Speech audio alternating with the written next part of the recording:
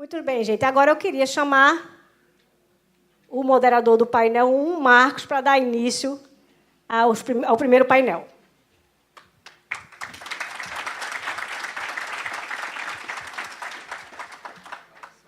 Good morning, welcome to Recife. Oh, não, eu me empolguei com o vídeo da FBN.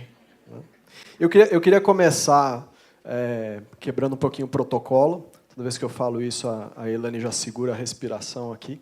Mas primeiro fazendo um protesto, eu queria dizer que a Elane sabe que eu e o Ricardo somos daltônicos. Aí o que ela faz? Ela faz 8 cores. 8 cores. Tá? Vocês viram que ele só perguntou do branco. Né? Agora estamos juntos, estamos juntos.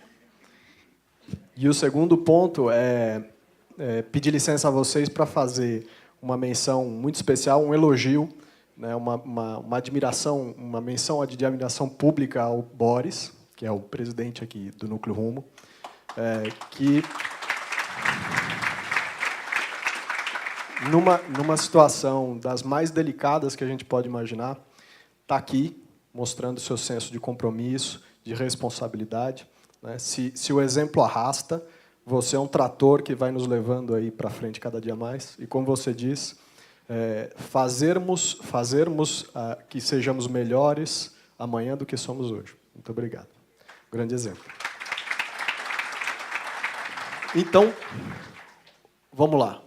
A ilustração do Samuca, né, representando isso que a gente vai falar agora de gestão. Gestão, o papo agora é gestão. E aí é preciso fazer um primeiro corte. Né? A gente está falando aqui gestão de uma organização, né, de um instituto, enfim, de alguma pessoa jurídica. Porque, no final do dia, a gente acaba gerindo uma infinidade de coisas na nossa vida. A gente gera a nossa casa, por exemplo. Mas essa gestão é muito baseada em empirismo, improviso. Né? Em contraponto a isso, surge a gestão que a gente vai falar agora. Né? Quando as organizações foram ganhando complexidade, especialmente na Revolução Industrial, que você precisava acertar um processo, criar métodos, buscar eficiência e produtividade, surgem uma série de teorias que defendem que você deve encaixar isso de maneira mais cartesiana. Então, se a gente voltar lá para 1900, a teoria da administração científica, Taylor, defende que você tem que criar métodos, procedimentos, processos. E aí o que acontece? Você insere a família nessa equação. E aí, como tem um termo técnico aqui em Pernambuco, lascou. Né? Você trouxe uma série de várias... Aliás, eu gosto muito, eu coleciono esses termos técnicos. Um dos meus repositórios é a Roberta. Cadê a Roberta? A Roberta está lá, que me ensinou palavras incríveis como mufino, né? Tabacudo. São coisas que eu acho... Tabacudo é a própria definição do que você quer dizer. Né? Eu gosto muito. Então, a Carol também. Cadê a Carol? Carol Fulustreco. Então, quem quiser contribuir com a minha coleção, depois do painel, eu aceito contribuições, tá? De termos técnicos pernambucanos. Mas o fato é que você traz uma série de variáveis que vão contra toda aquela precisão, aquela mecânica que a gente estava falando de gestão. E como é que você alinha essas coisas? Isso faz com que os desafios que são inerentes a qualquer tipo de empresa se tornem muito mais difíceis. Né? Como é que você vai falar de sucessão, meritocracia, um processo claro de decisão, quando você tem uma variável que tem emoção, relacionamento, família? É sobre esse enrosco que a gente gostaria de falar hoje aqui. E para falar sobre isso, um dos componentes mais importantes dessa confusão é a infinidade de chapéus, como vocês fizeram nesse exercício agora, que cada um utiliza. A gente tem uma pilha de chapéus quando senta ali na mesa do negócio. Você é pai, mãe, filho, filha, tio, sobrinho, dono, conselheiro, diretor, tudo isso ao mesmo tempo. E você precisa ficar trocando chapéus para exercitar aquele papel que você deve cumprir naquele momento. E só para dar um exemplo, né?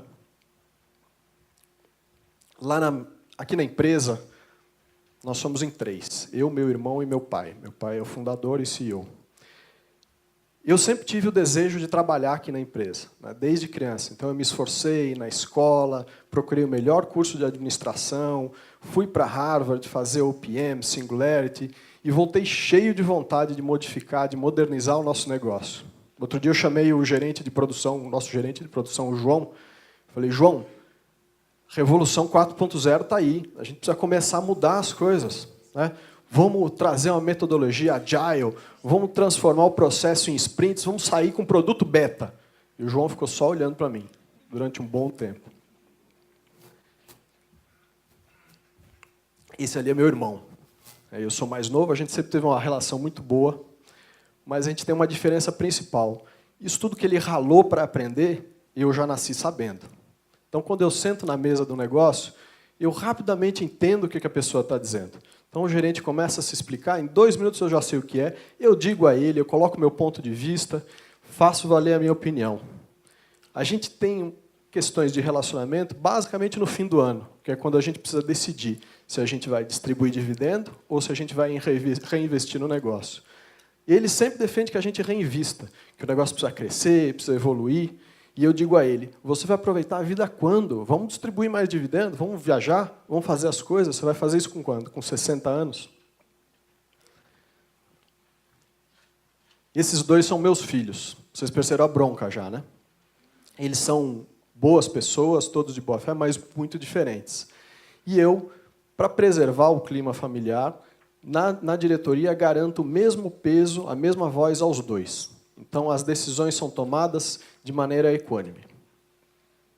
Vocês viram a quantidade de nós que tem num exemplo bobo sobre esses chapéus diferentes na gestão?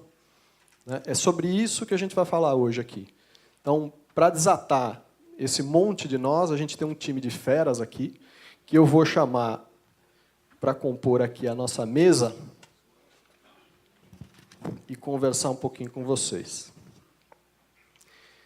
Eu queria chamar primeiro a Mariana Tolov, né? Todos eles são gestores, a Mariana representa aí o papel de acionista e dentro de um grupo familiar. Ela é conselheira na The Great Place to Work e já foi executiva de grandes empresas como Telefônica, Johnson & Johnson e o Grupo Fleury, com um foco especial em gente, vendas e marketing. Por favor, Mariana.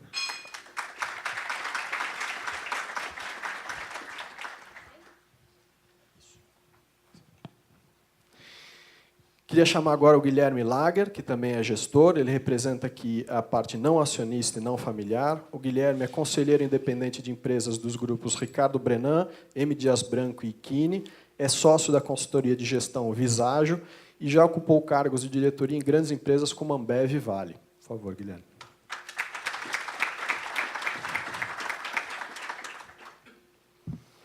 Queria chamar agora o xará do Guilherme, o Guilherme Saraiva, que também é gestor, evidentemente, não acionista, mas faz parte do grupo familiar. O Guilherme é vice-presidente executivo do CERS, Cursos Online, empresa da sua família, onde ele divide a gestão com seu pai, que é fundador. Além disso, é empreendedor de empresas da chamada Nova Economia. Você vê que está super sincronizado, né? Está totalmente sincronizado. Queria chamar também o Tiago Chianca, também gestor, acionista, mas não familiar. O Tiago é diretor de Planejamento e Gestão da Viane Moura Construções, um braço de construção do Grupo Moura. Também é sócio de empreendimento na área de educação corporativa.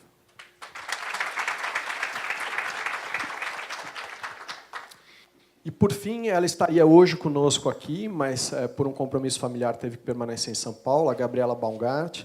A Gabriela faz parte do Comitê de Estratégia e Inovação da Cidade Center Norte, que é uma empresa de shopping do Grupo Baumgart, que também tem no portfólio a Vedacity. Ela é coordenadora do Comitê de Empresas Familiares do IBGC e embaixadora da Endeavor.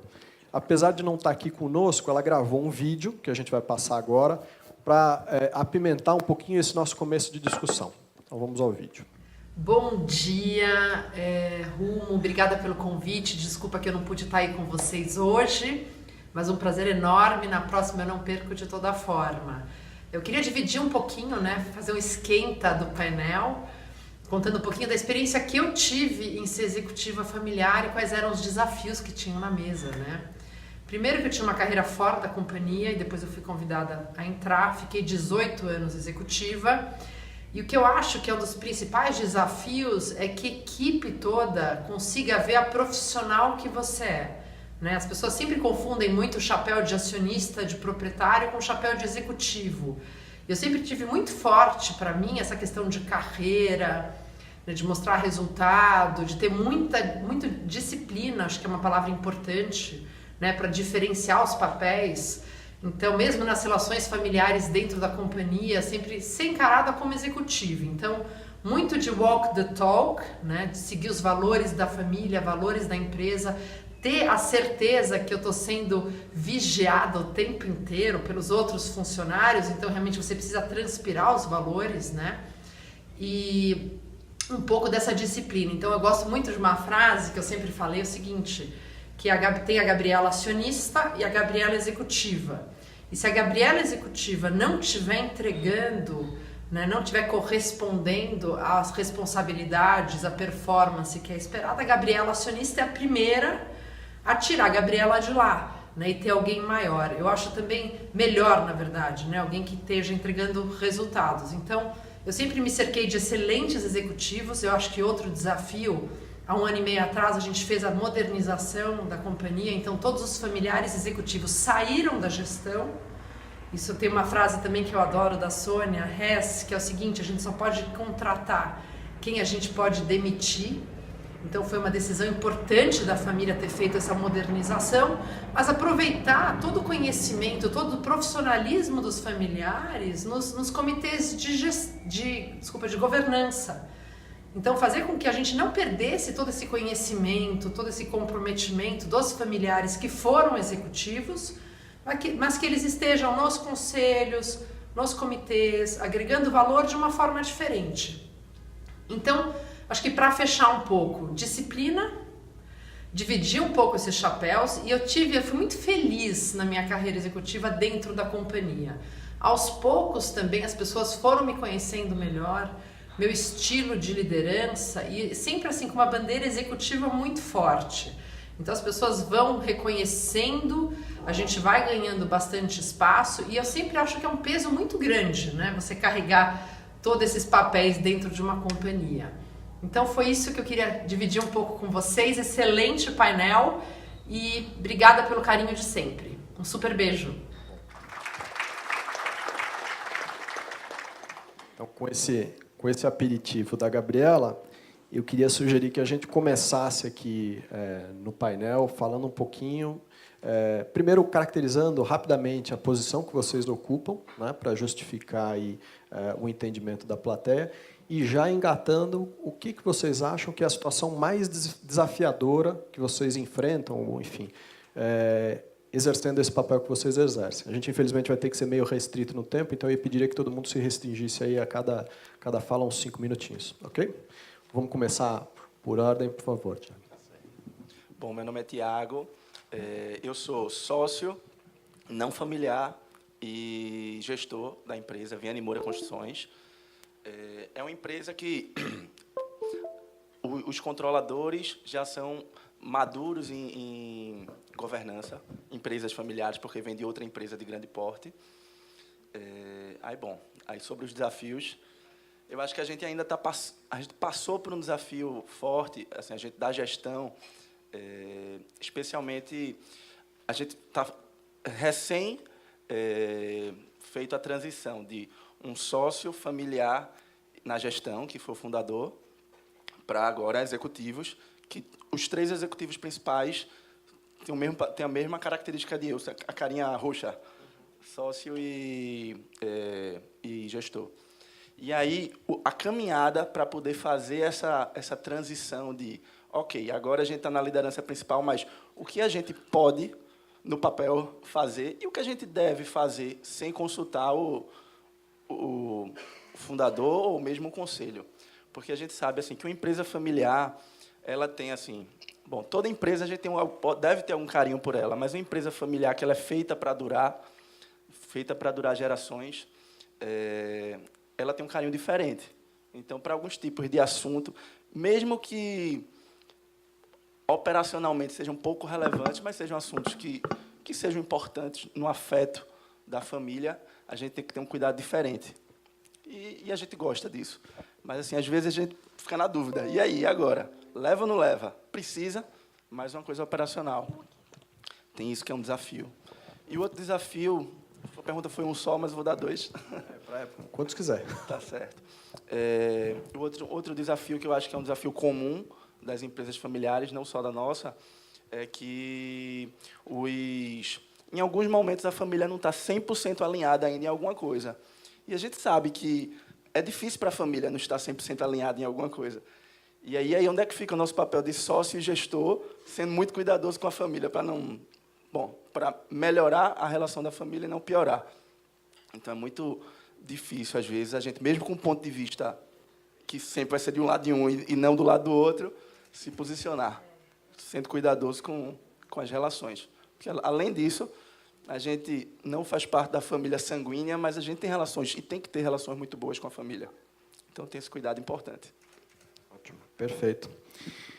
Guilherme, com base nisso, o que você faz de paralelo aí dos desafios que você enfrenta? Bem, primeiro eu queria começar dizendo que eu estou semi-aleijado, porque, como engenheiro, eu sempre procuro alguma coisa para escrever, e ninguém me deu nada para escrever, então vou tentar retratar toda a minha experiência aqui, sentadinho, quietinho, senão...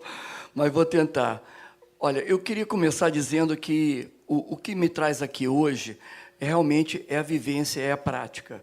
Parte dessa vivência veio de um mundo corporativo, que foi a Ambev, e a outra parte foi de estar realmente envolvido, engajado em várias empresas, atuando não apenas no conselho, porque eu acho que o conselho sozinho não funciona, mas também nas operações, como gestão interina e outras atividades, já que o nosso grupo hoje tem mais de 400 consultores fazendo esse trabalho. E num país que, como já foi comentado antes, né, por ser de dimensão continental, tem muitas empresas e tem muito o que fazer nesse momento que a gente está vivendo. Principalmente porque, como vocês sabem, o Brasil ele é muito jovem em termos de indústria, em termos de empresas. Ou seja, se a gente começar a definir um momento V0, T0, é de Getúlio para cá, é de 1950, 60 para cá. Então, vocês hoje estão num momento que o Photochart é muito parecido, segunda geração, terceira geração, então empresas entre 30 e 60 anos. Né? E eu tive a coincidência, ou seja, eu caí literalmente nesse tema de empresa familiar de paraquedas, foi porque, em 1987, uma empresa chamada Brahma, né, e que, para aquela época, 30 anos atrás, estava entre as 10 maiores, né, contratou uma consultoria chamada Arthur Andersen para fazer um trabalho de planejamento estratégico. Naquela época, não tinha o nome de governança, longevidade, sucessão, era basicamente planejamento estratégico. E a empresa, essa empresa americana, colocou logo 3 sócios sêniores no projeto, em função da relevância do projeto, em função de serem 3 famílias alemãs tocando a Brahma, né? E precisava de alguns consultores para suportar e empurrar o lápis. E a minha escolha foi porque eu falava alemão e o seu Greg falava alemão. Então, eu literalmente caí lá de paraquedas. E convivi durante 2 anos, muito mais como um curioso do que um colaborador, né, vendo como 3 famílias tentavam se acertar. Só que, para vocês, há 30 anos atrás, isso não estava no radar. Uma empresa que entregava, que vendia bem, não tem uma pessoa aqui que não conheça um revendedor de bebida, não é verdade? Então, a coisa se escondeu, mas os problemas eram críticos, eram graves. Né? Tanto é que desencadeou, vocês viram no que desencadeou. E eu fui enviado para os Estados Unidos, consultoria, cheia de curso, fui fazer em 1987, né? Quem não era nascido aqui ainda em 87? Olha só, vários aqui. Você está se entregando. Os desafios. Eu fui fazer um curso sobre empresa familiar. Agora, imaginem um curso há 30 anos atrás sobre empresa familiar, né, nos Estados Unidos. Outro nível de maturidade, pessoal, outros problemas. E que eu ainda imagino que esse curso ainda não se aplique aqui, só daqui a uns 10, 20 anos. Olha que interessante. Eu fui cair num negócio assim monstruoso para o que o Brasil precisava e que era. Mas a Brahma, por coincidência, era uma empresa grande, europeus, então, totalmente atípico, né? Caí de paraquedas. E redundou na venda da empresa, essa desunião deles, o entendimento deles, e quem comprou foi um visionário, né, que foi o Marcel, e acabou que eu fui convidado para entrar na Ambev. Então, eu vivi um momento de empresa familiar há 30 anos atrás e fui cair no colo de uma empresa modelo de gestão, né, de um visionário, né, que poucos ainda, infelizmente, têm. Então, essa combinação é que me permitiu ter esse prazer, esse gosto, né, e é um privilégio de poder atuar em empresas familiares. Porque, quando eu saí do mundo corporativo há 10 anos atrás, minha mulher falou assim, pô, que bom, vamos viajar mais. Eu falei, só se for me acompanhar nos projetos, né, porque eu vou continuar trabalhando e tenho trabalhado realmente como se fosse meu primeiro dia de trabalho. Mas, para ir direto ao assunto dos desafios, teve uma empresa que acho que dá para mostrar 3 desafios ao mesmo tempo, ou 4. O senhor tem 2 minutos. 2? Tá. Vocês estão entendendo por que a gente não pôs um flip chart aqui, né? Estão entendendo? Então, basicamente, é uma empresa que o fundador... Porque, quando nos chamam, faz muita diferença, pessoal, se é o fundador que está chamando, se é a segunda geração, se é a terceira geração.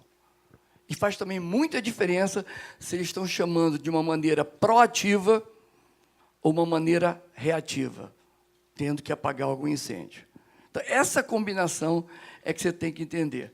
Então, sendo breve, eu fui para uma empresa que o fundador havia falecido, tinha a segunda geração, onde um também tinha falecido, de 3. Estão conseguindo visualizar o que eu estou escrevendo aqui? Então, o fundador faleceu, 3, um faleceu, e embaixo 9. 9. E desses 9, 4 na empresa. E eu fui convidado para estar no conselho ajudando os 2 da segunda geração e desenhar um modelo, né, de executivo, de execução, como colocaram bem aqui já por várias vezes. E aí, o que é que eu encontro? Dos 9, eu encontro 4 da família na empresa. E uma das perguntas que eu fiz foi, quando nós acabarmos com o desenho da gestão interina, o CEO interino que pediram que eu ficasse, sair, quem vocês querem indicar? Alguém de dentro ou de fora? Aí indicaram um desses 4. Meu cheiro era, não sei se tem perfil, porque tem que ter competência. Business is business, como foi dito aqui, tem que saber separar. Pisou na empresa, sou executivo, né? Não sou dono. Porque isso confunde até os liderados. Os liderados, eles vivem de sinais, desde Moisés. Então, passe um sinal errado ou torto para baixo, que começa a afetar a empresa. Mas aí já seria outro tema, vou ter que voltar para o meu. Vamos deixar, mas não venha de Moisés para cá. Concentra aqui no presente. Bem, resumindo, eu tornei a coisa num modelo de gestão que tem que ser. Regras claras e básicas, e essa pessoa que era candidata a ser a CEO assumiu uma diretoria. Os outros 3 estavam em áreas de gerência. Resumindo, com 6, 7, 8 reuniões mensais, onde tinha que apresentar relatório, tinha indicadores, tinha todo, né, o modelo de gestão rodando, a pessoa se mostrou incapaz perante os próprios, o pai, tios e primos. Então, a saída foi natural, porque o pai soube pegar e colocar num outro negócio. A pior coisa, não façam isso. Não achem que seu filho, quando nasce no berço, vai trabalhar na empresa. Vocês estragam uma pessoa. Então, isso foi... Aí, o segundo exemplo, que tem a ver com o que eu vou falar agora, tinha 2 garotos brilhantes, irmãos lá, na área de marketing. Um com 28, outro com 29 ou 30. Aí, fruto já da relação, né? Porque o que eu falei há pouco, você trabalhar numa empresa familiar, é um privilégio, porque acaba que você tem que ser um ente da família, diferente do mundo corporativo, o cara contrata você, entra, sai. Ele tem uma continuidade. Bem, e aí eu chamei o pai desses 2 e falei, olha, fruto do que você desenhou comigo aqui de visão, de crescimento para os próximos 5 anos, né? De capacidade de vocês de investimento, né? De ambição, de foco, de propósito, em algum momento esses 2 vão estar competentes para assumir um cargo e não vai ter vaga para os 2. Esse é um exemplo bom, hein? Eu tinha 2 caras muito bons, mas o modelo de crescimento desenhado pela própria família não permitia tanta gente. Ou o lado inverso, porque às vezes você fala, não, é que eu tenho um cara ruim, é o herdeiro chato. Não, aqui é o contrário. Eu tinha 2 caras bons. Aí eu fiz um desenho numérico para a família. Olha, eles daqui a 5 anos vão estar recebendo 1/9, né, de dividendos, já que são 9. E vão poder estar numa outra empresa fazendo muito mais. Resumindo, o pai, a segunda geração, pegou um dinheiro, abriu um negócio, e eles hoje ganham muito mais, bobear mais do que a própria empresa, e ainda tem os dividendos. Negócio. E, por último, a quarta pessoa... É que eu sou cego, eu não consigo ver. Dá para desligar só esse microfone aqui? A quarta pessoa era uma menina muito competente, estava na área financeira, casada com um médico, e não tinha ambições, ela não ia atrapalhar qualquer processo de inveja. Porque a pior coisa, além do nome famoso que o Bernhoft deve usar, que é a maldição da PG, né? Que é quando o fundador não prepara a coisa e a coisa vem de 1 para 4, para 5, né? De repente aparecem 4 donos, 5 donos, tem o famoso Caim e Abel. Não deixem isso acontecer. Não deixem. O grande problema é quando cria o Caim e Abel, e aí foi num caso de uma empresa que eram 2 filhas, e o pai, ele põe as 2 filhas para trabalhar, aí começava um genro dizendo assim, pô, a minha mulher trabalha mais do que a minha cunhada, e vice-versa, ele teve que vender. Falei muito? Não, Com isso, a gente encerra o painel. Eu queria agradecer também. Brincadeira. Mariana, por favor, o que você consegue enxergar do seu ponto de vista de situações mais desafiadoras, né? A minha relação com empresa familiar vem do berço, né? Como você falou um pouquinho, eu venho de uma família de empreendedores, né? Aqui eu estou representando o Great Place to Work, que é uma consultoria estratégica focada em pessoas, onde eu estou como membro do conselho, né? Sou acionista desde 2014, que eu estou no conselho, mas venho de uma família de empreendedores. Eu nunca trabalhei na gestão, né? E a minha relação como gestora, ela está no Great Place, nesse papel de conselho, e depois eu tive o presente também de atuar no Grupo Fleury, que aqui tem a mais, né? São mais de 7 marcas. Eu trabalhei como diretora estatutária por 2 anos, né? Cuidando da área de negócios. E foi maravilhoso, Marcos, porque eu já estava com essa experiência de gestora no conselho da empresa familiar. Nesse momento, eu trabalhava ainda numa multinacional, que é a Johnson & Johnson, fiquei 10 anos lá, e estava no conselho. É completamente diferente você ser executiva de uma empresa de capital aberto, né, que o Fleury é uma empresa de quase 3 bi, ela está no índice da Bolsa, né, do Brasil. Então, foi um super aprendizado. E, de verdade, o que, para mim, foi mais difícil, tive 2 aspectos, né, nesses 2 papéis como gestora. Um foi, na minha empresa familiar, como eu nunca tinha trabalhado, meu irmão já tinha trabalhado, minha irmã, todo mundo na empresa, foi como assumir esse papel de acionista e conselheira. Tá? Eu até me identifiquei quando você falou, um irmão foi lá para Harvard. Eu falei, será que está... Porque eu não fui, assim, mas eu sou engenheira de formação, tive 18 anos em multinacionais, eu trabalhei em América Latina, fiz mestrado fora. E, assim, era a ovelha negra da família, né? De verdade. Meu pai sempre falava assim, mas quando que você vai trabalhar? Eu falava, mas eu trabalho. As pessoas no mercado acham que eu trabalho. Olha, eu sou vice-presidente da Johnson & Johnson, sabe? E não é que não dava valor, dava super, tinha orgulho, mas não era empreendedora, né? Não estava no negócio da família. Então, quando surgiu um aspecto familiar, em 14, para ir para o negócio da família, eu falei, não, eu vou, mas vamos fazer um conselho, porque eu não quero abrir mão dessa minha carreira que eu estou agora, né? Que eu estava na Johnson & Johnson nesse momento. E foi um super aprendizado. E a Gabi, eu me identifiquei, porque eu tinha isso, falava, como que eu vou falar e dar opiniões, por mais que eu toda a minha segurança como executiva de multinacional, naquele momento, eu sentia muita insegurança, porque eu não me sentia no direito de dar opinião, né? Então, eu tive que assumir esse papel, me ajudou muito. O Conselho do Great Place tem 4 independentes, ex-presidentes de empresa, enfim, cada um é bem diverso.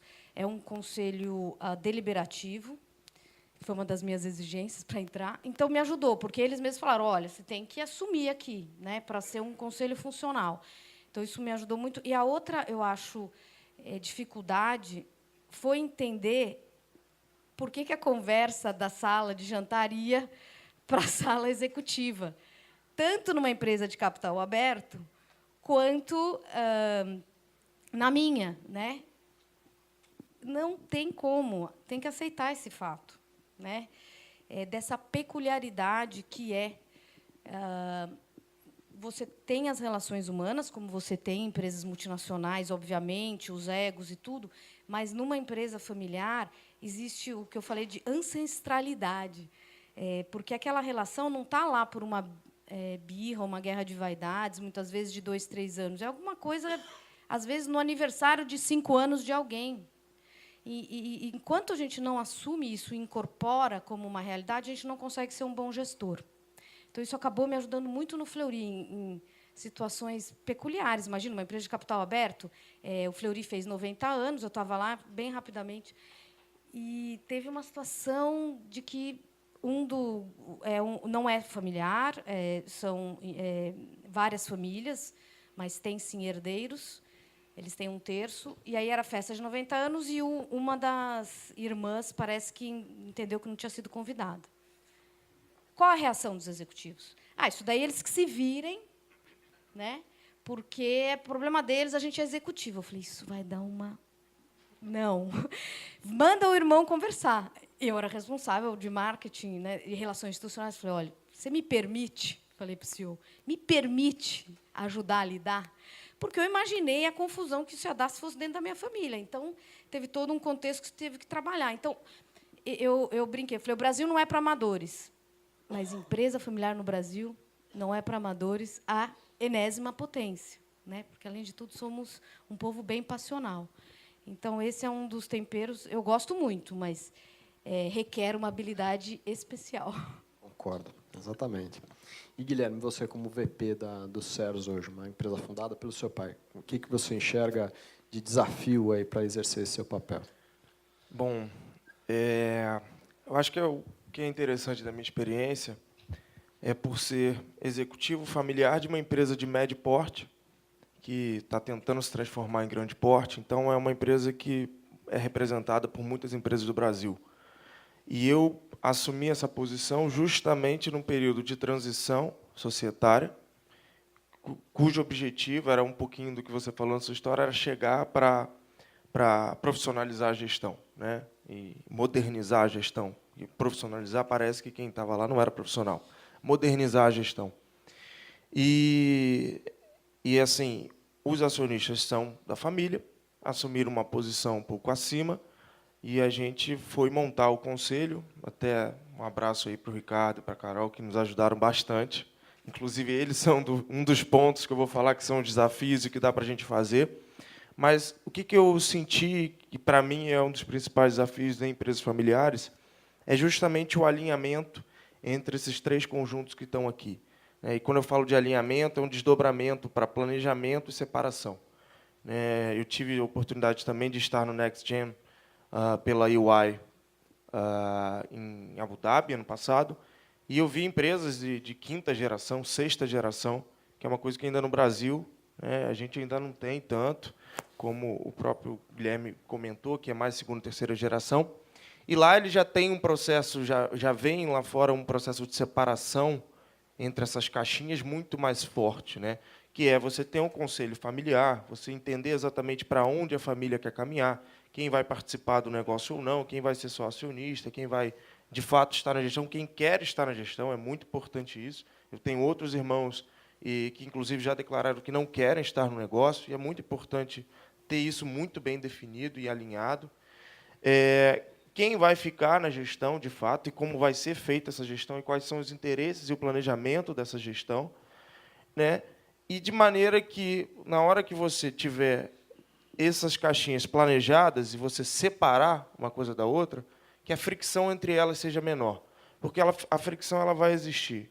Como você comentou, como a Mariana comentou, ela existe. Eu acho que a literatura é muito legal de você falar, não, deixa o problema familiar da empresa, deixa o problema da empresa só dentro da empresa, mas isso não acontece. É impossível você ter uma discussão, pelo menos na minha visão, é praticamente impossível você ter uma discussão com algum membro da tua família dentro do negócio e sair dali e almoçar e achar que o clima está igual. Fingir que nada aconteceu. É muito difícil acontecer. A gente passou por desafios muito grandes nessa seara, lá na empresa, e que uma das nossas soluções foi também ter um parceiro externo, ter pessoas independentes, ter empresas que podem ajudar, e aqui tem vários consultores representados muito bons, que possam fazer essa intermediação, porque, às vezes, precisa de alguém de fora. Né? Não só os gestores profissionais, mas precisa de mediadores, pessoas que falem, olha para o lado, olha para o outro, porque é uma situação bem sensível, esse alinhamento entre todos os pares. Muito bom, excelente. E foi boa a tua lembrança também, porque durante muito tempo profissionalizar uma empresa foi sinônimo de familiares fora, que é uma das maiores crueldades que pode se fazer. Né? Você profissionaliza o processo e capacita as pessoas, né? Profissionaliza a pessoa.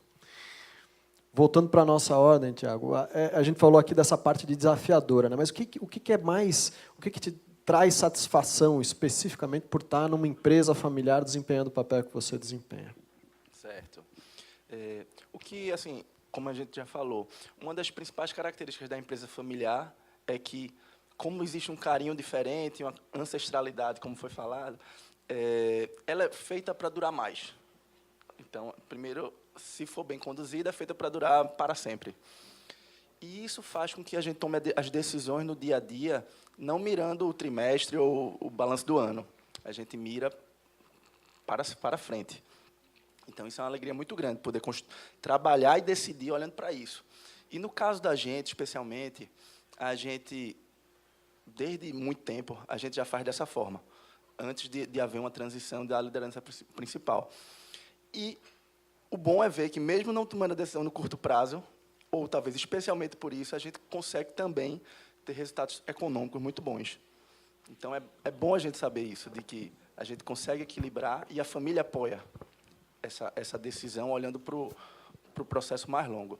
E uma das coisas bacanas na empresa da gente, que até ilustra bem isso, quando houve a transição da liderança principal, o modelo que foi escolhido foi não o tradicional. Então, a gente não tem um líder principal.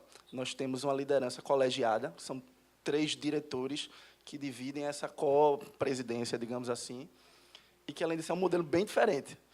É desafiante, porque, e aí, como é que faz? E não é de maioria, não, é no consenso. Então, tem assunto que, até de formações diferentes, formações familiares, formações acadêmicas. Bom, a vida foi diferente. E tem coisas que a gente não se alinha. Mas o que é que acontece? Quando a gente pega um assunto desse tipo, quando a gente se alinha, que é o objetivo, a gente tem uma decisão que tem muita chance de dar certo. Então, esse é o... E, assim, muito provavelmente, se fosse uma empresa não familiar, mirando nisso, aí ia pelo caminho simples, ágil e barato, se brincar. Então, a alegria é essa, de saber que a gente faz parte de um negócio que meus filhos vão conhecer, meus netos. Então, é isso aí. Bom, a visão de longo prazo, né? Mariana. Eu vou lhe dar a chance. Você está sob condicional. Você está sob condicional. Olha como é a Vamos ver. diversidade. Deixe Não Moisés, é a mulher que está falando muito. Deixe Moisés e fale o que lhe dá mais satisfação. Não, vá lá. O que lhe dá mais satisfação de fazer esse trabalho que você faz? Você, como conselheiro independente de empresas familiares, tem uma visão privilegiada. O que te dá satisfação nisso? Tá. Para responder essa pergunta, também depende de quem é o interlocutor.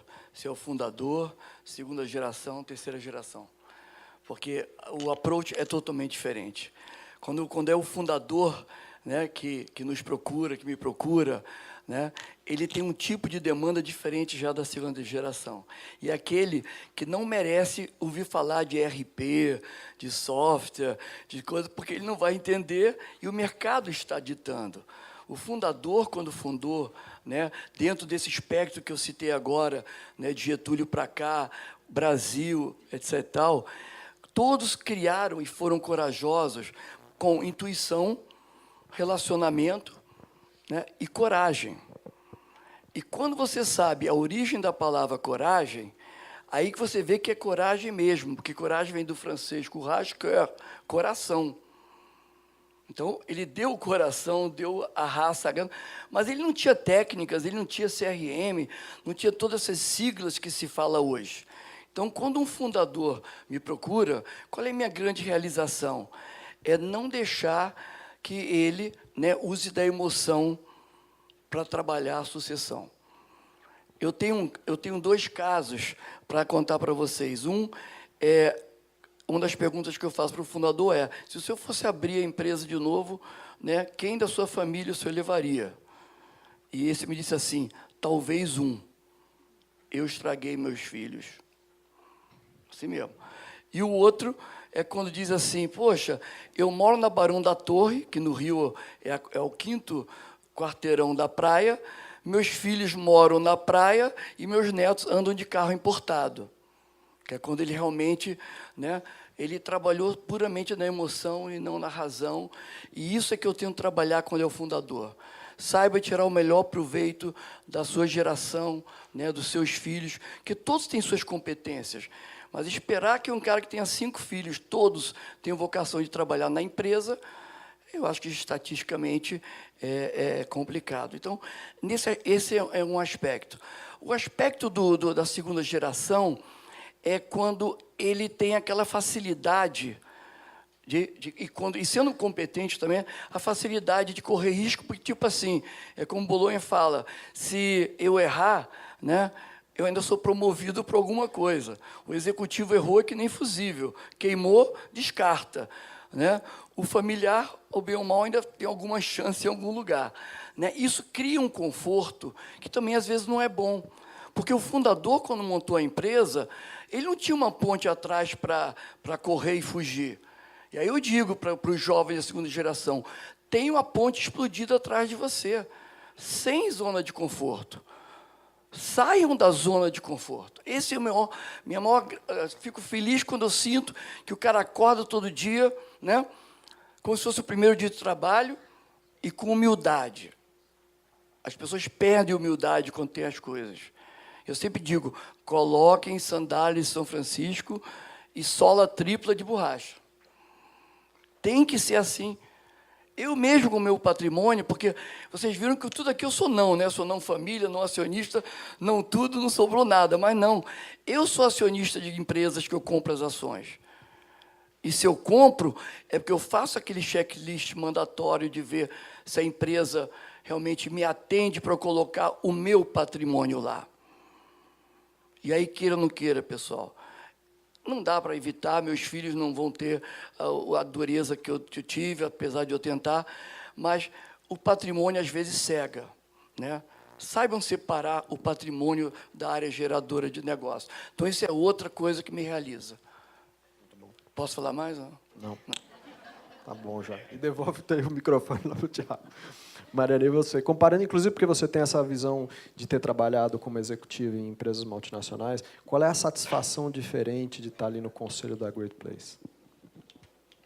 Eu vou responder não só em relação ao conselho, eu acho um pouco mais amplo. Como executiva mesmo, é impressionante a capacidade de realização que você tem numa empresa familiar. A responsabilidade mesmo.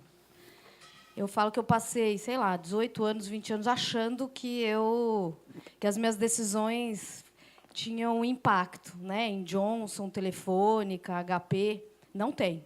Lógico que tem na empresa, no contexto, mas é muito diferente. Isso caiu como um raio para mim na primeira semana de Fleury, quando estava fazendo análise de mercado, que era uma coisa que faço, né? Assim, é meu expertise técnico. E aí eu falei, não faz o menor sentido. Tinham 2 marcas, bem rapidamente, 2 marcas. Eu falei, mas por que tem essa marca aqui? Vamos tirar. Ah, vamos. Os meus funcionários, vamos. Eu falei, tá, e cadê o guideline da marca? Sabe, assim, procurando quem decide. pânico, né? Silêncio na sala. Você decide. Né? Acostumada a ter... Não, nada podia em multinacional, lá pode. Ao mesmo tempo, óbvio, tem que passar pelo conselho, ter um apego emocional à marca, que, no caso, nem tinha, mas a decisão do executivo, bem fundamentada e depois comprada, ela é muito rápida. Então, aqui a gente falou muito sobre o aspecto, aí demora para tomar a decisão. Às vezes demora, mas, quando ela é tomada, ela é muito rápida. E você tem que viver com essa responsabilidade no dia seguinte. Então, toda essa questão que eu falo na mídia tem impacto na hora, nas ações, por exemplo, era uma novidade. É uma responsabilidade muito maior que eu tinha como diretora estatutária do Fleury do que o presidente da Johnson & Johnson, com certeza. Né? E isso dá um prazer, porque o que você quer como profissional é, obviamente, esse aprendizado, né? Que você aprende pela tentativa empírica. Né? Eu acho que esse, como profissional, é uma das grandes vantagens maravilhosas. E, bem rapidamente, no aspecto mais sistêmico, a empresa familiar, como a gente já falou, é ela que move a economia desse país. Então, existe uma satisfação de propósito em empresa familiar e de sustentabilidade. Você, trabalhando na execução e na gestão de uma empresa familiar, fazendo bem o seu trabalho, você está ajudando não só as pessoas a terem emprego, está ajudando o país. Para mim, isso sempre foi muito importante, e essa constatação me fez ficar ainda mais apaixonada pelo trabalho que eu faço na Great Place, que, por si só, já tem esse propósito. Né? Excelente. E, Guilherme, o que você, da tua cadeira, enxerga como a coisa que te dá uma satisfação diferenciada por ser uma empresa familiar ali e estar como gestor? Complementando um pouquinho do que eles já falaram, eu acho que a diferença é o skin in the game, né? É a pele. É você estar com a sua reputação em jogo, a reputação de uma família em jogo, o nome de uma família. E você está vendo as suas decisões refletindo muito rápido, né, no teu dia a dia. Enfim. Então, o que eu percebo é que as pessoas acabam tendo um pouco mais esse senso de responsabilidade justamente por ter alguém ali que está respondendo muito rapidamente por isso, seja com o nome da família, seja os próprios familiares.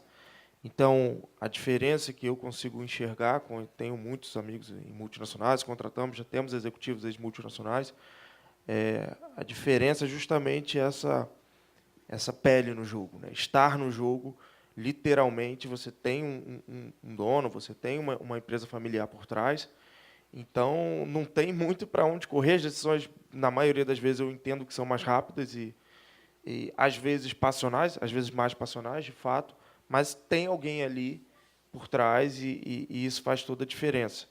E, em relação a um pouco do que o Guilherme falou, é uma filosofia que a gente tem lá na nossa família e leva isso para a nossa empresa, e é uma coisa que eu acho que é uma das principais lições que a gente pode deixar na empresa familiar, é essa ponte explodida para trás.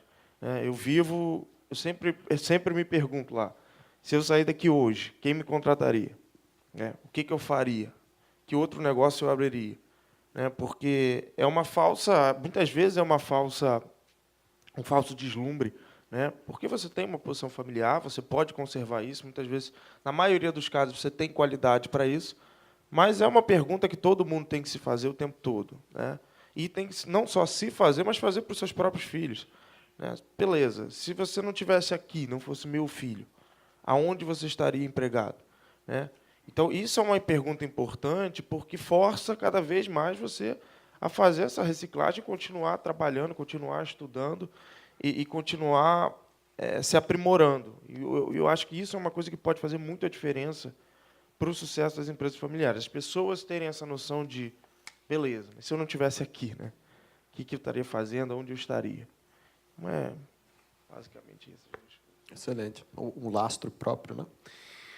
Antes da gente abrir para as perguntas, eu queria fazer uma última rodada aí com vocês, perguntando a vocês qual é a recomendação, com base nisso tudo que vocês, essa experiência acumulada, essa visão que vocês têm, qual a recomendação que vocês fariam a alguém que está com a mesma cor de carinha aí na plateia, ouvindo vocês falarem? Qual é a grande recomendação? Pronto. Sempre que tem algum assunto que possa ter uma tendência de ter uma fricção, como falaram aqui, algum atrito, vão devagar.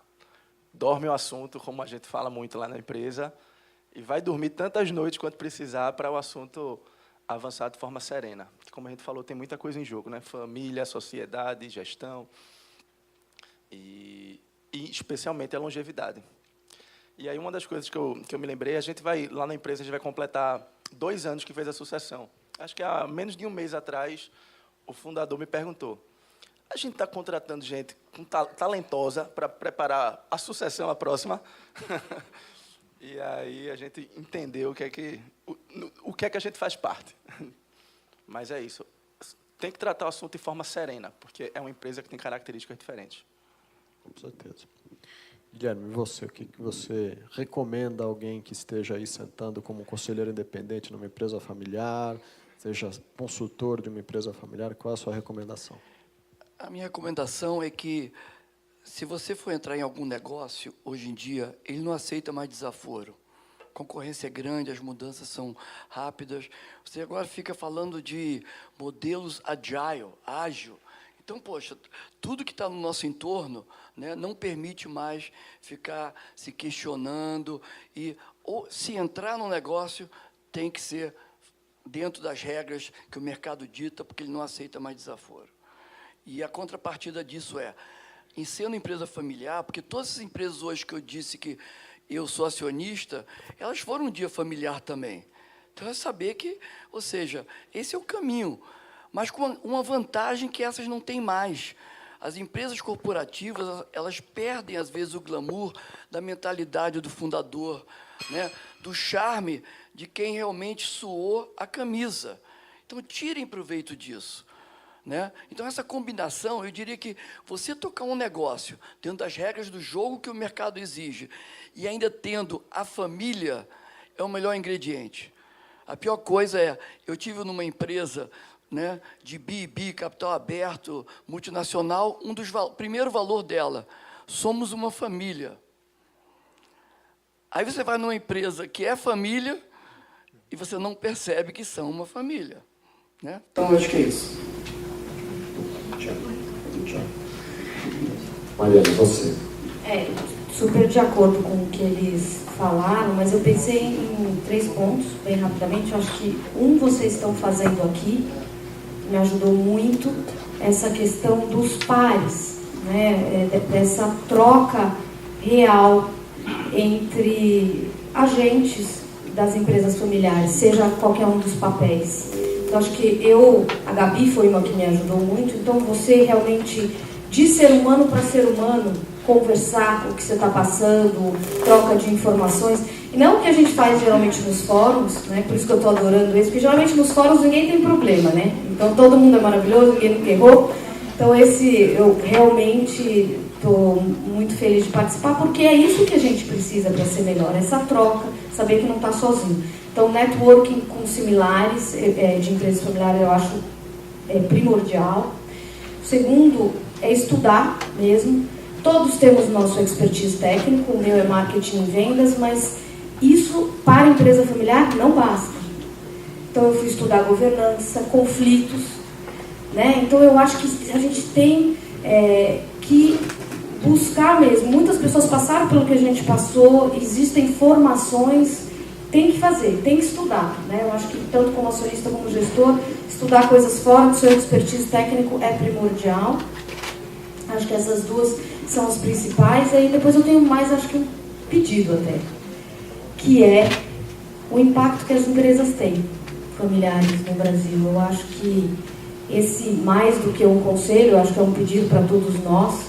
As empresas familiares, que são alicerces da nossa economia, se a gente trata elas sim como empresas que dão lucro, porque é muito importante a gente ter lucro, mas como a gente dá lucro e como a gente pensa nos nossos funcionários e nas sociedades que a gente está inserida, é uma responsabilidade muito grande. É isso que faz realmente o nosso país e as microcomunidades em que a gente vive. Né? Prestar atenção nisso não só vai gerar mais lucro, com certeza, e a gente prova com números do Great Place, mas vai fazer com que a gente tenha um país mais sustentável. Tá? Então, essa é a minha paixão pela governança e pelas empresas familiares. A gente está num fórum aqui de impacto. Vamos se apropriar disso e trabalhar nesse sentido. Guilherme. Bom, para finalizar, nem são coisas tão técnicas o que eu vou falar, mas eu acho que o que eu vejo lá, que eu dou de conselho pelo que a gente já passou, é, primeiro, respeite essas caixinhas. Assim. Respeite o momento de ser família. Eu mesmo falei que é muito difícil, às vezes, separar as coisas, mas tem um momento só de família, tem um momento de ter a confraternização, festa, aniversário, não precisa sempre colocar tudo de trabalho nesse momento. Façam esse planejamento familiar no momento do conselho de família, ele pensa em vocês como família. Tem um momento da gestão e aí tem que olhar para o negócio, não dá para olhar, não, putz, mas eu tenho um problema aqui que eu preciso resolver, seria bom se eu tivesse dividendo esse ano, porque eu tenho um problema pessoal. Deixem a gestão ter o chapéu da gestão, né, e vejam também o papel do acionista de forma separada. Então, respeitar essas caixinhas é uma coisa simples, mas é uma coisa super difícil de acontecer. Né? Eu já passei por isso algumas vezes, mas como assim, você está indo contra a decisão da família? Né? Você está indo contra a família, mas eu estava naquele momento a favor da gestão, com o chapéu da gestão. E é muito difícil separar, mas então tem que ter a consciência de todos lá dentro que você tem que respeitar essas caixinhas. E o segundo ponto é uma consequência desse respeito, é uma questão de ser humano. O que é ser humano? Esse exemplo que o Marcos falou no início, eu mais ou menos vivi também. Eu vim de escola de business e tudo. E aí eu cheguei na empresa querendo mudar o mundo, né? Tá todo mundo errado, é todo mundo idiota, só você sabe, porque você viu nos Estados Unidos e tal. E você tenta impor de cima para baixo, né? Porque você se acha o iluminado. Isso é muito para muitos sucessores, você se acha o iluminado. E, na verdade, não é. Na verdade, você tem 1 milhão ainda de coisas para você ganhar de experiência, 1 milhão de coisas para você fazer. E ainda que você consiga tudo isso, você nunca vai ganhar na força. Então, você é preciso entender o outro lado. É preciso... As pessoas acham que política é só no Congresso. Política existe dentro das empresas, existe dentro das empresas familiares. Então, não dá para fazer isso. Vocês precisam entender o outro lado, entender o porquê que o fundador pensa daquela forma, por que ele quer fazer as coisas naquele sentido. E, do outro lado também, das gerações anteriores, eu acho que é importante também não pararem no tempo e entender essas mudanças, né? Antes não tinha RM, não tinha coisa, mas você precisa fazer. Então, é um pouco do lado do ser humano. Tentar entender o porquê que a próxima geração está querendo mudar algumas coisas e você também, da próxima geração, tentar entender por que a geração anterior resiste a algumas mudanças. Mas, se você tentar levar esse lado humano para dentro da empresa e respeitar as caixinhas, as coisas tendem a ir um pouquinho mais tranquilo. Excelente. Eu queria agora, então, abrir a perguntas. A gente tem, basicamente, meia hora para perguntas. Quem quer começar? Um por vez, por favor. Ninguém tem uma pergunta? Então, eu vou começar... Eu vou recapitular aqui para vocês irem se aquecendo e pensando. Eu vou recapitular um pouquinho do que foram os pontos levantados aqui, né? Na parte de desafios, o que eu anotei que a gente teve? Ter alçadas claras, como lembrou o Tiago, né? Isso é super importante e dificílimo de fazer na prática, né? O que o gestor pode fazer sem consultar o dono? Quando a gente fala de uma alçada numérica, isso é muito fácil, mas, como você falou, tem temas que são caros à família, que são caros ao dono, que não tem valor monetário, mas tem muito valor sentimental. Então, um desafio é ter alçadas claras aí para o gestor e dominar temas que envolvem a emoção. Outra questão é a preocupação com o alinhamento da família, um desafio grande também, a gente costuma ver isso na gestão, é muito comum de empresas familiares, buscar esse alinhamento, né? Não trazer desarmonia ao ambiente familiar por causa de decisões empresariais. O Guilherme lembrou aqui que as empresas são jovens, né, e que existem visões diferentes entre as gerações.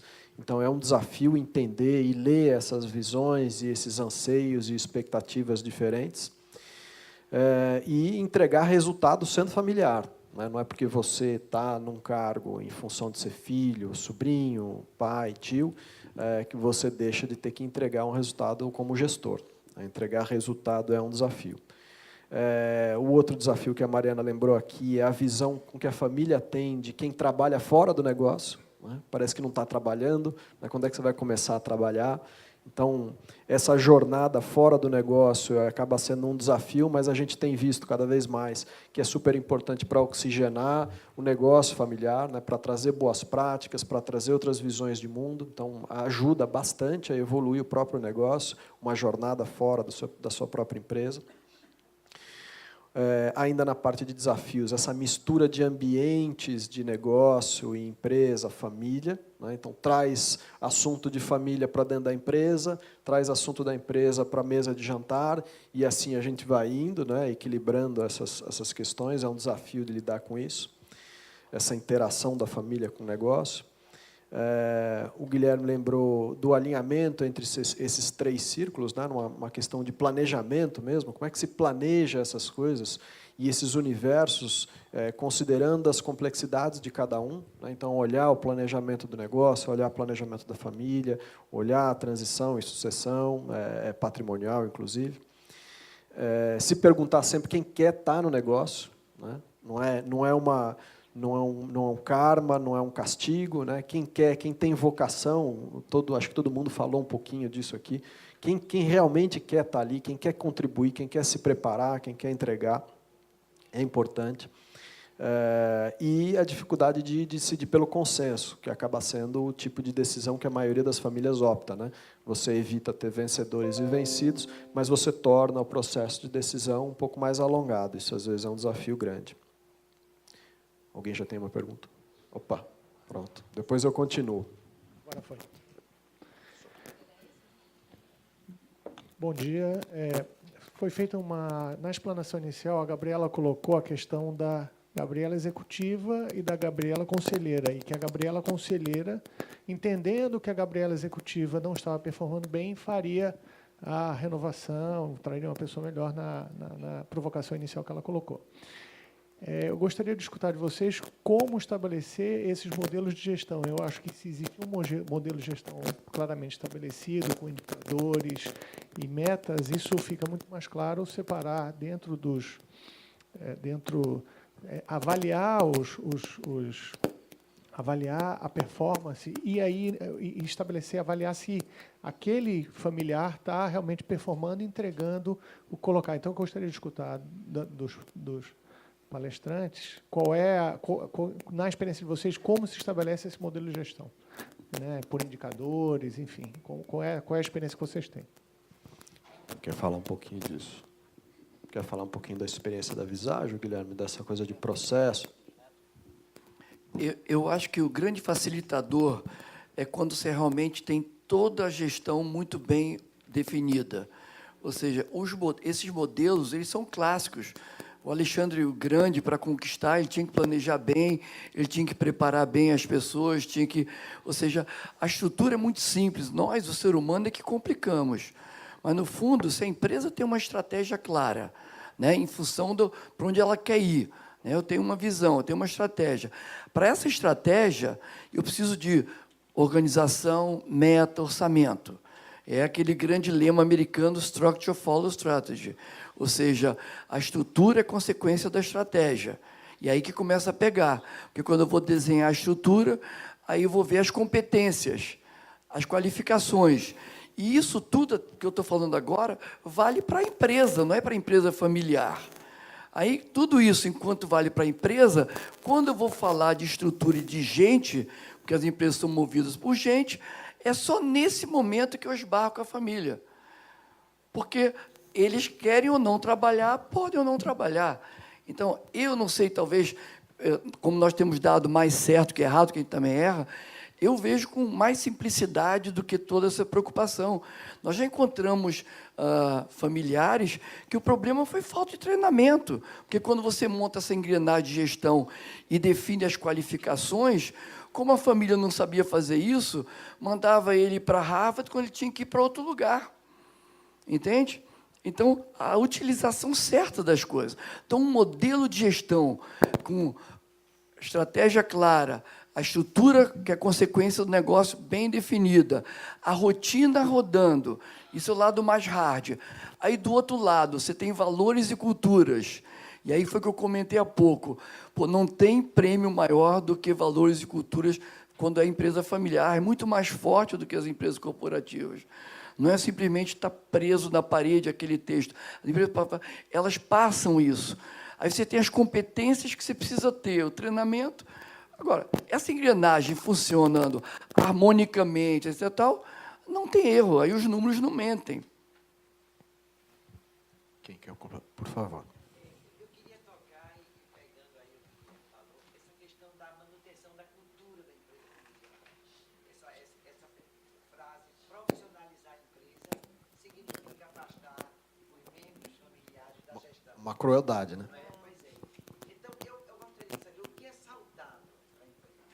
Uma vez instituída a governança, com seus processos de avaliação, sua estratégia bem definida, a permanência de membros da gestão, garantidores da cultura do fundador, é saudável ou pode entrar aí um respeito e não contrariar um membro da família no tocante a decisões a serem tomadas? É saudável ou não membros da gestão, da família dentro da gestão? Pronto, isso é que nem ovo, né? Ovo às vezes é bom, às vezes é ruim. Às vezes é bom. É só esperar o ciclo virar, né? Mas, enfim, vamos lá. Quem quer comentar um pouquinho? O que eu acho... Vamos pelo pior caso. A senhora é a fundadora de uma empresa. Aí tem 2 filhos.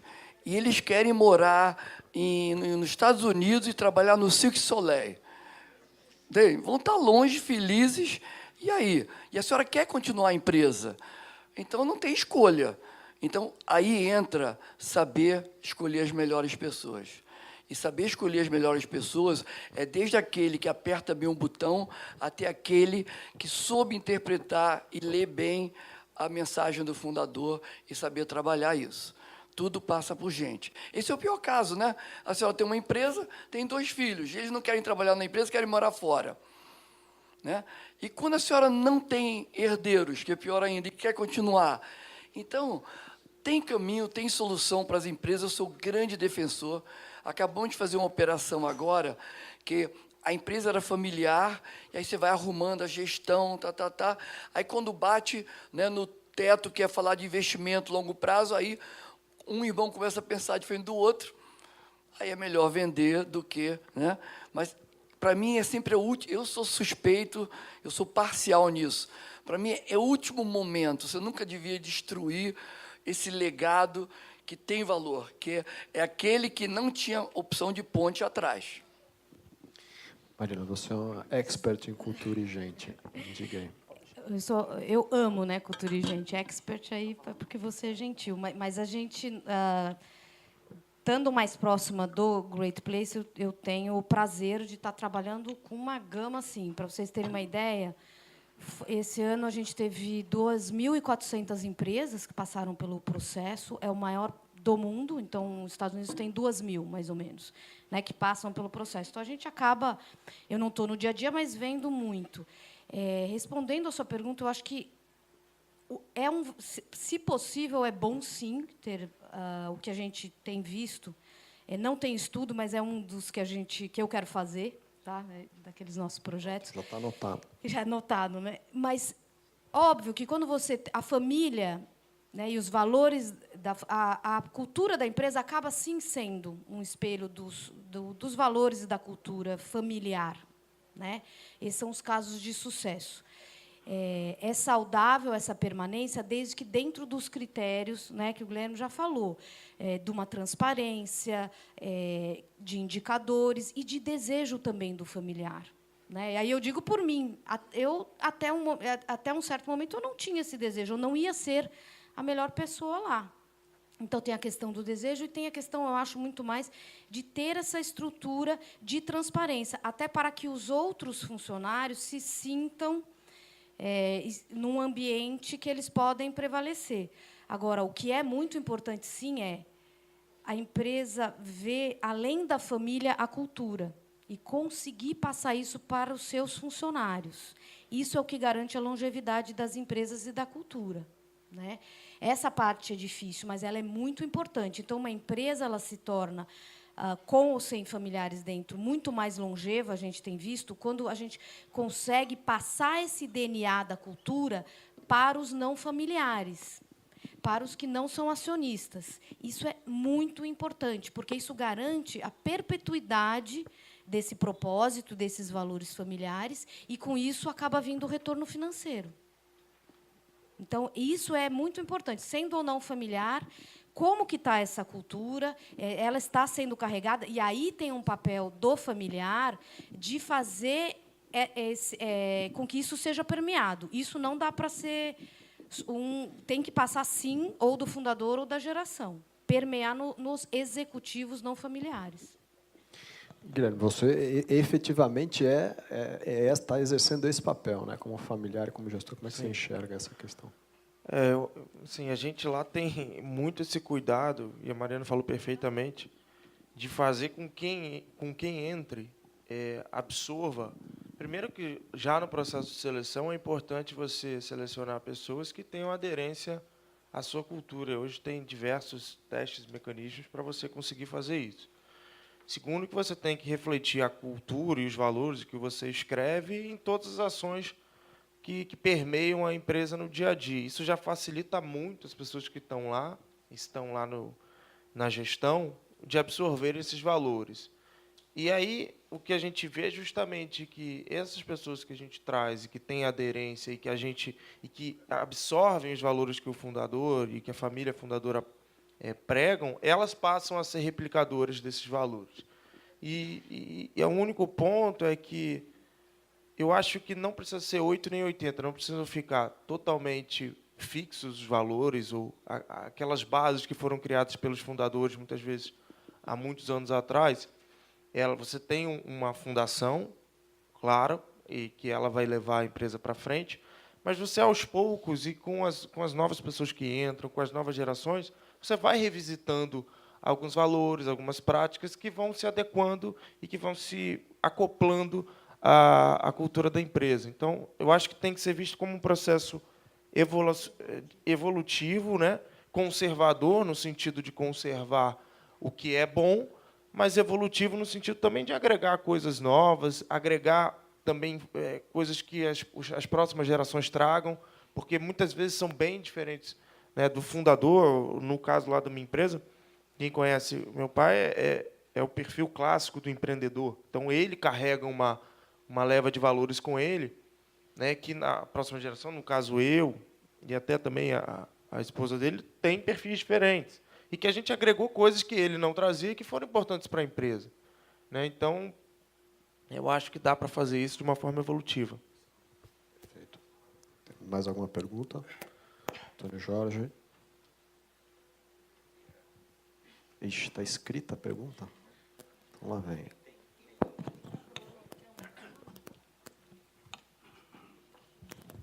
Obrigado.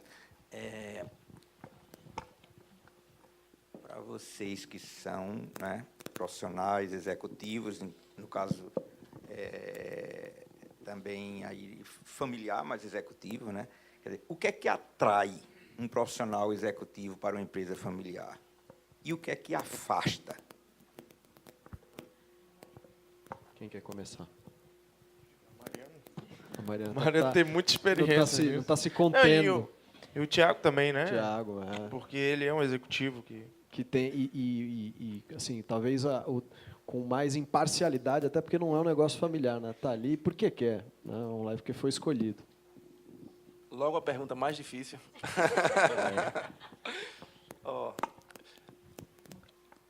Na minha experiência pessoal é o seguinte: não foi uma escolha, eu não fui atraído por. Eu tenho 32 anos e há 14 anos estou nessa empresa. Então, bom, foi uma fatalidade. Agora você mentiu e você é da família. A gente vai ter que mudar a sua classificação aqui. A pergunta pode ser assim, com base na sua experiência, o que é que você imagina que pode atrair? Eu sei. Ia começar essa parte agora. Mas, eu acho que o propósito da empresa é a principal coisa que atrai. Que eu acho que em empresas familiares tem uma tendência de a empresa ter uma base de propósito mais forte. Isso eu acho que atrai, e é o que se fala aí, as pessoas não querem mais trabalhar por dinheiro, tem que ter um alinhamento, equilíbrio da vida, e o propósito está no meio. A gente é uma empresa que, vocês conhecem, sabem que aí é muito fértil para isso. Mas Mas, bom, o propósito e a longevidade também. Eu acho a longevidade da empresa também representa a longevidade das carreiras dentro da empresa, o jeitão da empresa. Eu acho que o que pode afastar vai depender da qualidade da governança da empresa. Assim, se a empresa tiver as caixinhas bem separadas, a família alinhada e sem levar as fricções para a gestão, aí eu acho que ok. Eu não percebo que... Bom, desde que tenha isso, não afasta. Ou seja, tendo isso, afasta, não pode afastar. É isso que eu reconheço. Bom, quem quer complementar? Só para complementar, por favor. Com certeza, o que atrai o propósito é o primeiro, sem sombra de dúvidas. E, como profissional, o que me atraiu, por exemplo, para o Grupo Fleury foi muito essa questão do impacto. Tudo bem, tem toda uma questão de demorar um pouco para tomar a decisão, mas essa responsabilidade, o impacto e você conseguir fazer mais coisas, ter uma liberdade maior, isso é muito atrativo para um profissional de mercado. Tá? Então, porque depois que eu tive essa experiência, muitos colegas de multinacional, quando eu contei, falei, você tem que se adaptar um pouco, mas tendo flexibilidade e sabedoria, o impacto e o aprendizado é muito maior. O que pode afastar é não ter imparcialidade. Então, se você, no caso, não tem é carreira, alguém que não tem, não é familiar ou vem de uma empresa só como executivo, o que ele vai querer saber é: eu tenho oportunidades, eu vou ser medido imparcialmente, ou vai vir alguém e vai tomar o meu lugar só porque é da família. Esse é o principal, no que eu tenho visto, questão de afastar as pessoas. Posso só complementar rapidinho? Pensando numa ótica de não só de uma empresa familiar, mas uma empresa familiar de médio porte, quando a gente vai fazer a contratação de executivos e você traz esses executivos do mercado, muitas vezes multinacionais, o que a gente enxerga que eles veem lá de positivo é essa questão do propósito, é um ponto muito forte. De fato, se alinhar a uma empresa que tem ali os valores vivos do fundador no dia a dia é uma coisa que mexe com muitos executivos. No nosso caso, também, muito a questão dos desafios, é a questão de, muitas vezes, assumir posições e ficar mais perto do centro de poder, que, naturalmente, uma empresa familiar de médio porte ela tem. Então, você está muito, às vezes, na maioria dos casos, você está muito mais próximo ao centro de decisão, você está perto do fundador, está perto de uma segunda geração. Então, isso dá uma dimensão para o executivo de desafios que, muitas vezes, na multinacional, você tem, né, o diretor do diretor, o vice-presidente, tudo.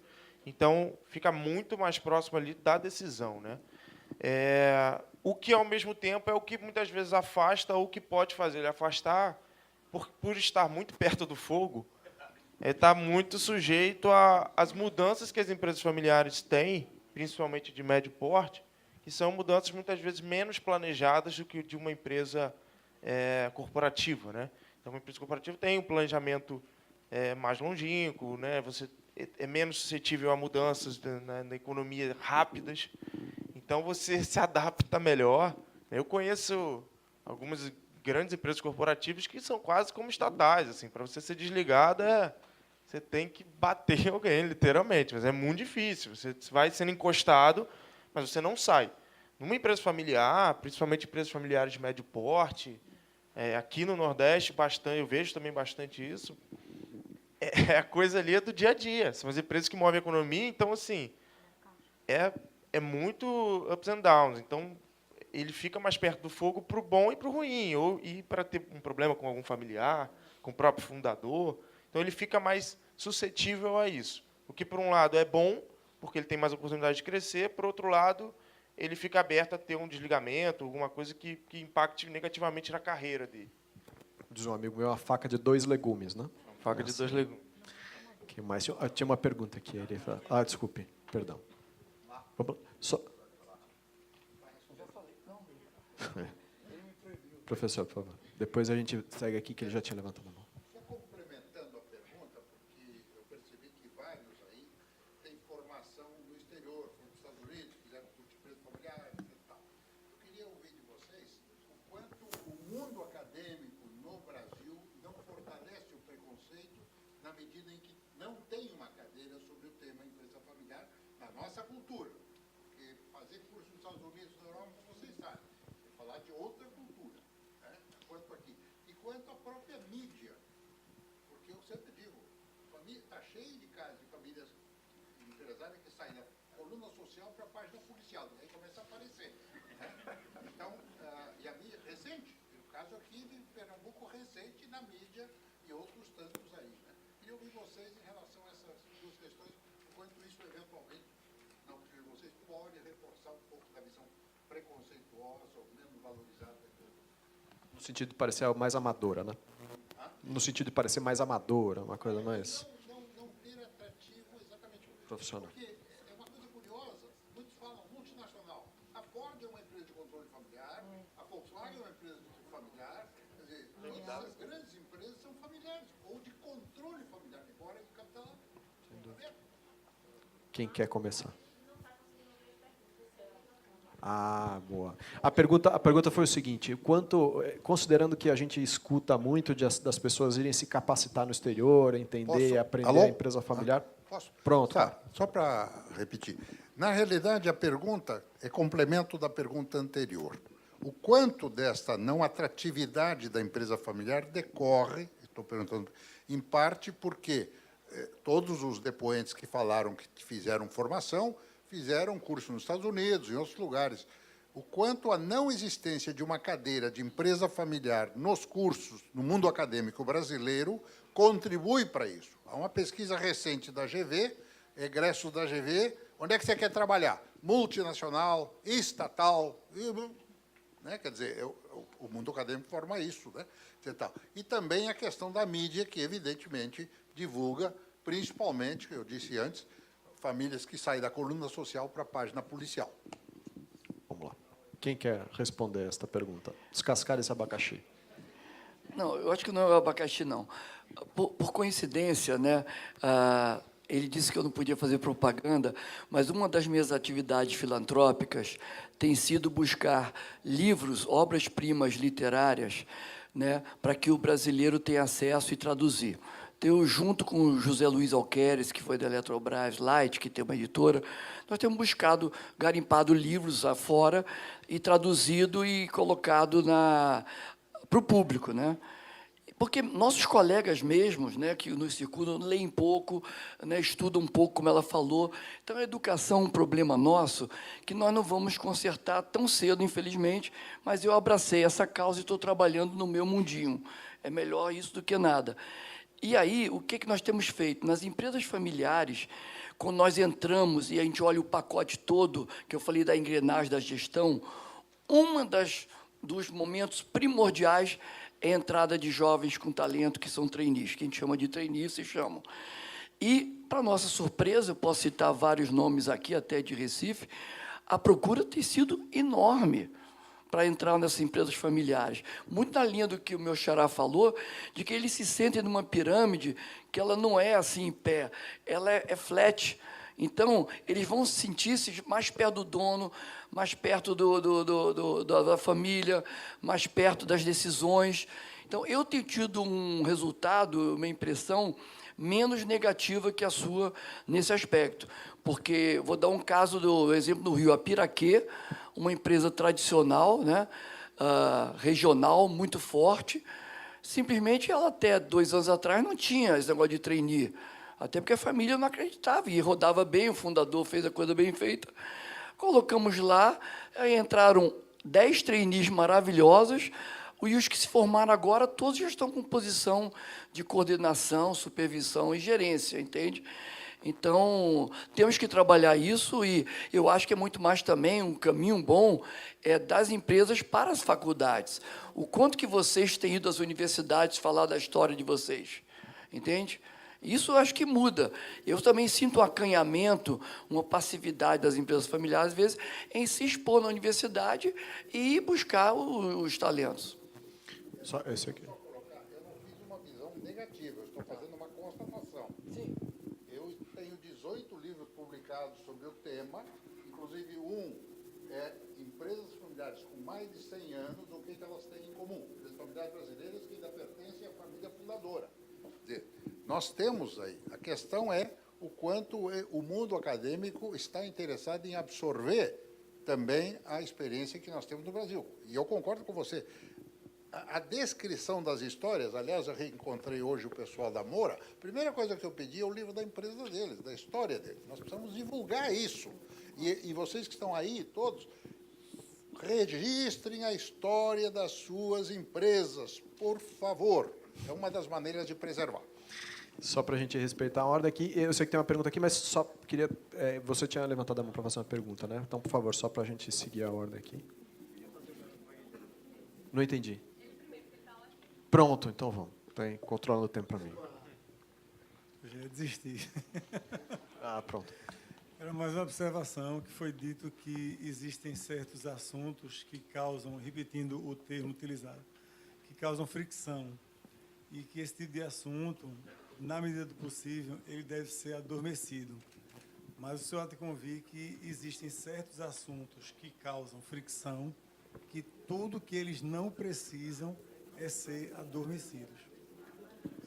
Eu acho que é mais uma soneca do que adormecer, né? Não. Existem assuntos que... Sonequinha. É uma siesta. Pronto. Na verdade... Existem assuntos que, por não é nem uma fricção, eles podem causar até um choque de frente, mas eles precisam ser resolvidos o mais rápido possível. Alguns, Perfeito. não todos.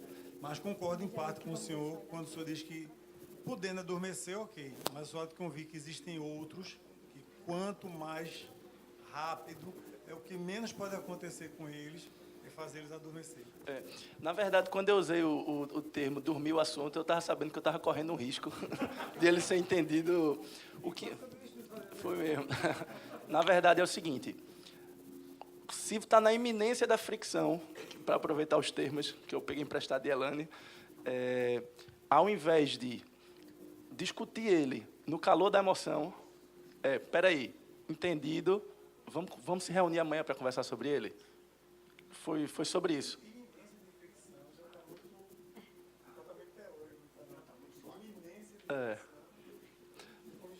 Certo.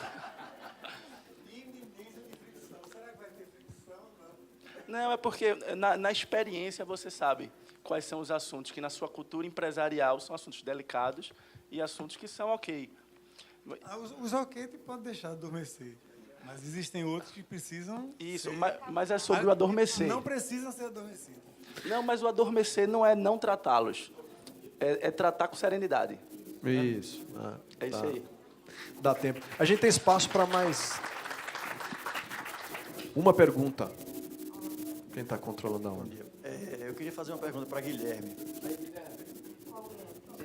Ô, Guilherme... Por favor, a gente tem... Por favor, fale que é o outro, Guilherme. A gente tem 20 segundos. Por favor, por favor.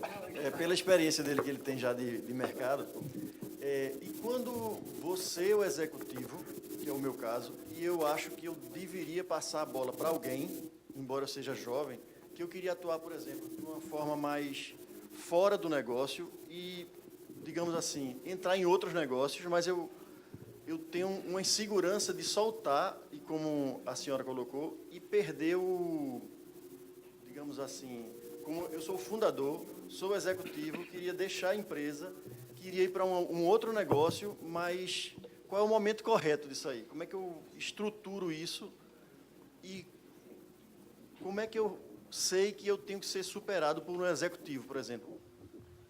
Eu acho que eu faço bem feito o meu papel, mas pode ser que um profissional faça bem melhor que eu. Você, então, está nos três, né? Boa sorte. Mas, não, eu diria que tem uma alavanca dentro do modelo de gestão, que é a sucessão. Aí eu poderia te perguntar e devolver e perguntar, você tem na sua empresa algum sucessor, você soube fazer isso? Então... Não. Pois é, então você pode estar, eventualmente ou não, perdendo tempo em relação à concorrência, né, em relação aos seus pares. Então, um caminho foque a sucessão, e aí, para isso, você tem que ter esse entendimento de ter uma engrenagem de gestão muito sólida e rodando. Não faça nada, não se mexa antes, não crie conselhos buchitológicos, porque o pessoal está falando, eu acho que a premissa 000 é o meu modelo roda, eu tenho confiança nos números, eu posso tomar decisão, entende? E os resultados que eu coloquei para 5 anos estão sendo atendidos, em relação ao mercado, à concorrência, são aquelas perguntas clássicas de gestão. Entende? Porque pode ser que você, por ter sido dono, sócio, papapá, tudo isso aí, você tenha carências também. Até para ser, talvez você esteja fazendo, no bom sentido, um papel, né, menos produtivo no conselho, mesmo, você está fazendo um pouquinho de cada coisa e, às vezes, ele não faz nada. Então, eu acho que uma parada dos boxes, uma reflexão, é mais do que saudável. Tanto é que o melhor momento que nós entramos e nos sentimos gratificados por estar participando é quando tem essa consciência, eu tenho que mexer, eu tenho que mudar. A pior coisa é você não saber ter humildade para se questionar, né, e se desapegar, porque o problema, muitas vezes, é do desapego. É natural. Eu mesmo, como executivo, eu me lembro, eu adorava tocar fábricas. Aí veio a notícia, não, você vai ser o VP de logística em São Paulo. Pensa que eu gostei? Não, adorava tocar fábrica. Entende? Mas você tem que se desapegando até para dar espaço, porque se a sua máquina, se o seu modelo de gestão rodar bem, você vai ser sempre incomodado, sabe por quem? Pessoas que, se entrar na sua empresa, querem crescer. Então, o preço de você ter a empresa é ter que continuar crescendo e abrindo espaço, né? E tem livros que falam isso. Tem até empresas que estão provocando M&As, porque se elas acreditaram e acreditam em talento, se foi o talento que fez o sucesso dela, o que é que eu vou oferecer para eles? Nós temos uma responsabilidade muito grande perante nossos executivos. Não só os liderados, mas os líderes também. Não sei se eu respondi. Infelizmente, a gente terminou o tempo. Quem tiver mais pergunta pode passar para a gente. Eu me comprometo a encaminhar aqui para os nossos palestrantes. Só para a gente terminar, sem deixar de registrar as partes interessantes que foram faladas aqui, né, da satisfação. Qual é a satisfação diferencial de trabalhar numa empresa familiar? É a questão do carinho, né, o carinho no sentido do trato, a questão da longevidade, coragem, intuição, valores muito fortes, a capacidade de realização, a agilidade da tomada de decisão, propósito maior, que é algo que a gente vem vendo demais sendo discutido na sociedade, o cuidado com a preservação do nome, da reputação da família e, efetivamente, para o familiar se provar apto e capaz dia após dia.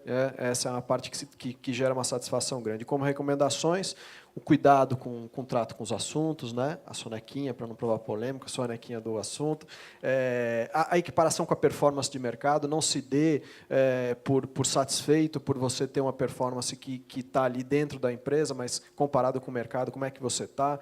Trocar as experiências, como a gente está fazendo hoje aqui, estudar, se preparar, especialmente em soft skills, questões de relacionamento. Além do lucro, qual é o nosso propósito, como a gente chega ao lucro, né, mais do que a questão monetária. Respeitar os círculos e os papéis, sempre pensar em qual chapéu que você está usando naquela hora. E exercitar a empatia, não tentar ganhar pela força ou impor as questões, né, exercitar a empatia. Então, agradecendo demais aqui aos painelistas, eu queria agradecer a vocês e finalizar esse painel para a gente continuar a nossa grade. Ok? Muito obrigado.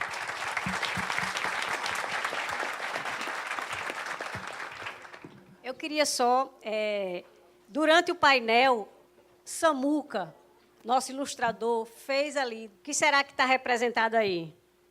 A conversa na mesa de jantar, né, Mariana? E aqui nesse outro? Dividendos diferenciados, pode ser. Mas dividendos vai ser já já. É a inveja, né, Samuca? Foi a inveja aí, não foi?